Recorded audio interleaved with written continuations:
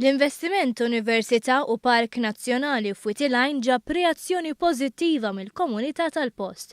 Għal dan Reuben Buttigieg, il-President tal-assoċjazzjoni tal-ħwienet f'Wied il-Għajn.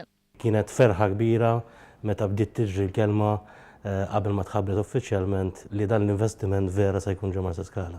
Buttigieg fisser kif minħabba l-volum tan-nies f'Wied il-Għajn in-negozjanti se jaraw diversi opportunitajiet li ilhom nieqsa miż-żmien li għalqet il-lukanda ġerma. Huwa issa diversi snin li anki gvernijiet preċedenti bdew jgħidu nġibru Malta ċentru ta' eċċellenza tal-edukazzjoni.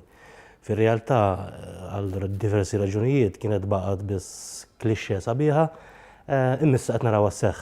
Ġirsa qed inġibu investiment barrani fl-edukazzjoni qed inġibu l-istudenti minn barra. Dawn it-tip ta' negozji se jwasslu biex ir-residenti tan-nofsinhar ta' Malta ikunu jistgħu jaħdmu viċin darhom. Dan fil-waqt li kull min għandu xi proprjetà se jkun jista' jikri faċilment. Reuben Buttigieg huwa wkoll il-President tal-Klabb tal-Futbol ta' Wied il-Għajn, klabb li se jgawdi minn dan il-proġett grazzi għall ground tal-futbol li se jinbena. Li Marsa Skala għalkemm huwa klabb żgħir m'għandux dan il-faċilitajiet. Ġifieri fl-ebda post f'Marsa Skala ma hemm dan kull hemm five-a-side, ġifieri qed nagħtu anki lin-nursery ta' Marsa Skala l football club opportunità li jilagħbu ġo ground bħal ħaddieħor.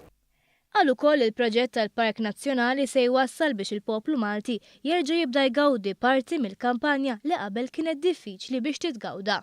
Qed jiftħilna l-aċċess dan il-proġett lejn parti tal-kampanja li qabel ma konx tersaqlem, kienet vera stajt tmur, imma f'ċertu ħin tal-ġurnata kienet tista' tkun soġġetta għal ċertu tip ta' attività li mhijiex ħelti la li tmur u laqas li tgħaddi minn hemmhekk.